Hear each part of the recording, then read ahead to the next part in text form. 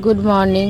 একজন করে খাওয়া হচ্ছে। সবার প্রথমে তো আমি খেয়েছি, কালকে কচুরি ছিল, আমি খাইনি কালকে, আজকে চা দিয়ে খেলাম। এখন বাজে 10টা, ভাইকে দিচ্ছি, ভাই খেয়ে নিয়েছে। আর এদিকে রান্নাঘরের অবস্থা তো সে হয়ে আছে, সব কিছু করে নিয়ে তারপরে পরিষ্কার করব। ডিমটা সেদ্ধ হয়নি, আবার বসালাম। একটা ডিম ছুলেছি, ওটা তো দিয়ে দিয়েছি ভাইকে। তারপরে দেখছি আরও দুজন বাকি আছে, ওই ডিম ছোলা যাচ্ছে না, আমি না সেদ্ধ বসিয়ে দিই। এই যে বাকিটা সেদ্ধ করে দুই দিকে দুটো ভাগ হয়েছে, দুই দিকে দুটো কে কী খেতে পারে, মানে কাকে দিতে পারি, এবার তোমরা আইডিয়া করে নাও। কলাটা খেতে হবে, খুবই পাকা কলা নিয়ে এসছে, বেশি নিয়ে আসেনি, 6টা এনেছে। মাখিয়ে নিলাম, দুবেলারই মাছ আছে। আর এদিকে যে দুটো মাথা দেখছো সেটা বাঁধাকপিতে চলে যাবে, আর বাকি মাছ একদম ঝোল হবে দুবেলার মতো। আর এখানে মাছের তেল লবণ হলুদ মাখাচ্ছি, জল নেই তো হাতে না হ্যান্ড ওয়াশ দিয়ে দিয়েছি, তো জলটা আসুক তাহলে একবারে আবার মাখিয়ে ধোয়া যাবে ভালো করে, মানে একটুকু জল নেই। এই বেসিনের কলেও যে একটু জল পাওয়া যায়, এটা সম্বল থাকে আমাদের, এটাতে জল না পেলেও এটাতে পাবো, তো দেখছি এটাতেও জল নেই। হাঁড়িতে জল ধুয়ে রেখেছি, এখন একটু সবজি বানাবো। এই যে গাজর বিনটিন সব কিছু নিয়ে এসছে, বাঁধাকপি চাল কুমড়া আনতে বলেছিলাম, যেটা পাবো একটা, তো বাঁধাকপি দিয়ে মাছের মাথাটা করবো। এদিকে চাল ধোয়াও হয়ে গেছে, আর ভাবছি কাঁকরোল ভাজা করবো। কাঁকরোল ভাজা, বাঁধাকপির তরকারি আর মাছের ঝোল, ব্যাস, আর কিচ্ছু করবো না। দীপের শরীরটা মনে হয় খারাপ করছে, তো ঘুমায় না, দেখছি ঘুমিয়ে গেছে। আমি আর ডাকলাম না, আমি ডাকছিলাম ওকে যে ওই হাতে মাছ ছিল, তো হাতে একটু যদি হলুদটা দিত, লবণ তো আমার জানলাতে রাখাই আছে, অসুবিধা হয় না। তো দেখছি ঘুমাচ্ছে, আমি থাকলে আর ডাকবো না। সকালবেলা বলছি শরীরটা খারাপ, তো আমি তো পাত্তা দিইনি, আমি পাত্তা দিই না সমস্ত কিছুতে, জানাই ভালো করে। গেটটা মাত্র লাগালাম, বই দেখছে তো আওয়াজটা বাইরে আসছে, এতক্ষণ ধরে দেখলে তো মিউট ছিল। যাই হোক, মিউট করলে কী বলতে একটু কষ্ট হয়, ভয়েসটা দিতে হয়, এদিকে গাড়ি ঘোড়ার আওয়াজ কখন কীভাবে কী করা যায় এটা হয় না। আর ভয়েস মানে কথা বলা থাকলে খুব সহজ হয়, তোমাদেরকে বোঝাতেও সহজ হয়, তাড়াতাড়িও কথা বলা হয়। আর ভয়েস দেওয়ার সময় অনেক কিছু ভাবতে হয়, যেটাতে কী বলবে, এটা তো তোমরা দেখতেই পাচ্ছ, অনেক পার্থক্য থাকে। এখন বাঁধাকপিটা হাফ করবো, বেশি করবো না, হাফ বাঁধাকপি। আর কাঁকরোলটা কেটে নিই, যে জল আছে সেই জল দিতে হয়ে যাবে, তোমার অসুবিধা নেই। আর জল চলে আসবে, এখন কাজের সময় তো। কটা বাজে এখন? 12টা বাজে, সোয়া 12টা।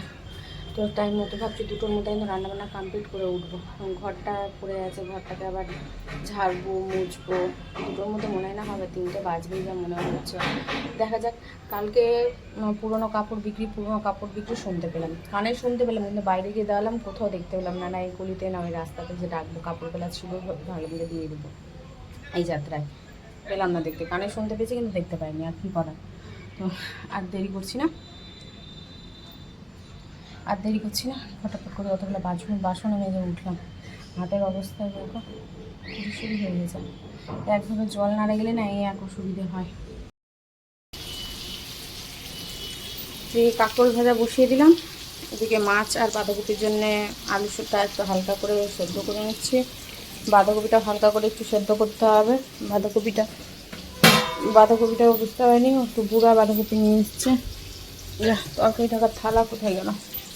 ও,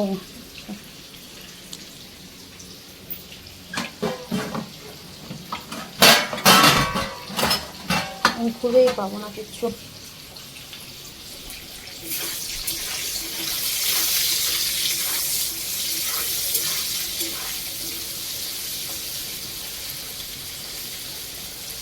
লেবু জল করে দিব।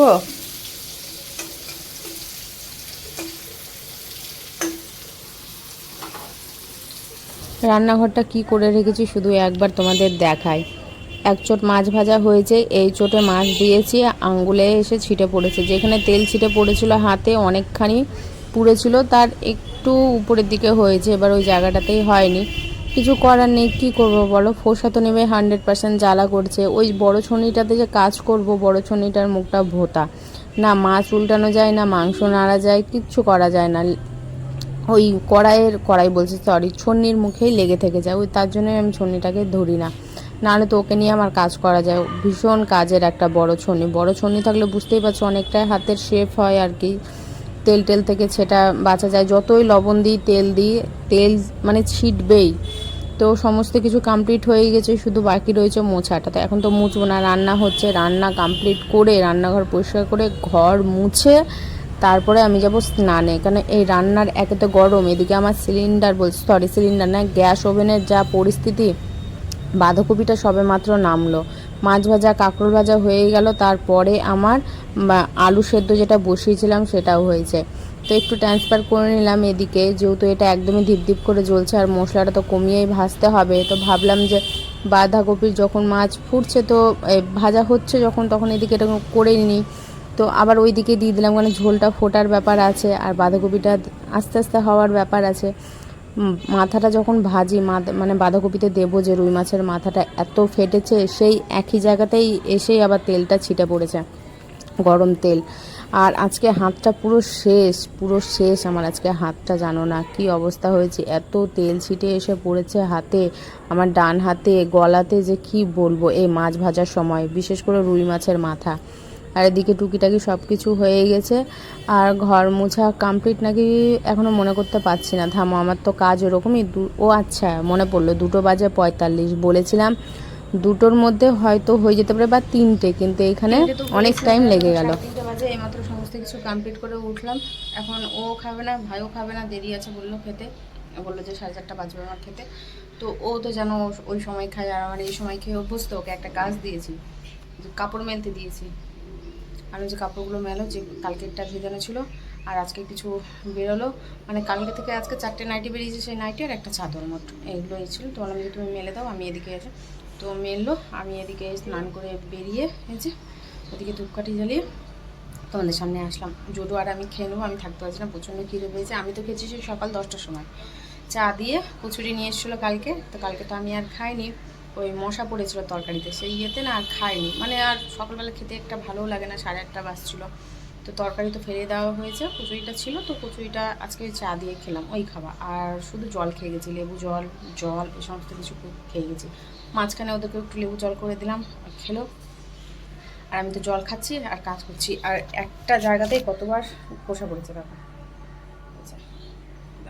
উল্টা এই একটা জায়গাতেই, হাতটা দেখা, এই একটা জায়গাতে বারবার আজকে তেল পড়েছে, একটা জায়গাতেই বারবার পড়েছে। আর এই হাতটা তো কতবার যে তেল ছিটিয়েছে তার ঠিক নেই, অনেকবার তেল ছিটিয়েছে, অনেকবার।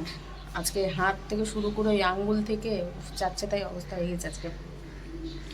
যেটা মাছ ফাটা সেটা ফাটেনি, আর যেটা না ফাটা সেটাই ফেটেছে। ওই রুই মাছের মাথাটা যখন ভাজি তখন এত ফাটা ফেটেছে যে সম্পূর্ণ তেল গায়ে ছিটে এসছে। আমি আর জোড়ো খেয়ে নেবো, ওদের যখন সময় হবে তখন খাবে। কি না ভাই তো দেরি করেই খাবে, বললো না যখন খাই একটু খিদা নেই, যদি ওই টাইমে খেয়ে অভ্যস্ত হয়ে গেছে, 4টে 4:30 খেয়ে ওদের অভ্যস্ত হয়ে গেছে না। তো ভাই বলছে সকালবেলা তো খাই না, তাও খেলো। হ্যাঁ এটা ঠিক, সকালবেলা খাওয়ার অভ্যেস নেই। মা আসে সেই 1টার সময়, এবার ধর যে এসে খাওয়ার পরে সেই 1:30 বাজে, সেই 1:30টার সময় খাই। এবার এখানে সকালবেলা 10:30 11টা এরকম বাজবে, খাবার দিয়ে দিয়েছিলাম, ওই জ্যাম দিয়ে পাউরুটি, একটা কলা, একটা ডিম সেদ্ধ, তো ওটা খেয়ে আছে। তাহলে স্নান করে উঠলে তো খিদে পায়, আমার যেমন খিদে পায়, জোরেরও খিদে পায়। তো আমি বললাম যে তাহলে খাবারটা দিদি খা, বলছে না খাবো না, তাহলে একটা কেক দিই খা, না খাবো না, বলছে একটুকু খিদা নেই, বলছে আমার খেতে খেতে 4:30 5টা বাজবে, ওই টাইমে খাবো আমি। তাহলে ঠিক আছে, তাহলে আমি আর ছোটো এখন খেয়ে নিই। মাছের ঝোলটা তো দেখানো হয়নি, এই মাছের ঝোল দেখিয়েছি মনে করতে পারছি না, যাক দেখলে দেখায়, না দেখলে আরও একবার দেখে নাও। এই যে বাটিতে এটা কম বেশি আছে, দীপ্ত ঝোল খায় না, ওকে অল্প ঝোল দিয়েছি। ভাজা মাছের তেল ভাজাটা মনে হয় দেখানো হয়নি, যে মাছের তেল এটা নিয়ে চলে যাবো ঘরে, একবারেই হয়ে যাবে। বাঁধাকপির তরকারি তো ভাত হয়ে গেছে। আর একজন তোমাদের আরও একটা জিনিস দেখাতে ভুলে গেছি, সেটা হলো এখনই আসছে এই স্যালাড, এই স্যালাডটা দেখাতে ভুলে গেছিলাম, তো স্যালাডটা করেছি। কি করবা দেখো, আমি তো দিয়ে দেবো, এখন তোমরা কখন খাবা দেখো। এখন ক্যামেরাটা ঘোলা ঘোলা লাগছে কেন ঠিক বুঝতে পারছি না, দেখো এই সাইডটা একটু ঘোলা ঘোলা লাগছে, মুছার পরেও দেখছি। হ্যাঁ আচ্ছা ঠিক আছে, তাহলে চলো খেতে বসবে, আমি দিয়ে দিই খাবার। আমি খাবারটা বেরিয়েই রাখছিলাম ওদের, যদি যখন খেতে দেবে শুধু ভাতটা বাড়বো, বাকি সব কিছু বাটিতে তো এখন দিয়ে দিই। আর আমি নিয়ে বসে যাই, পণ্ডিতকে দিয়ে দিয়েছি, পণ্ডিত খাচ্ছে।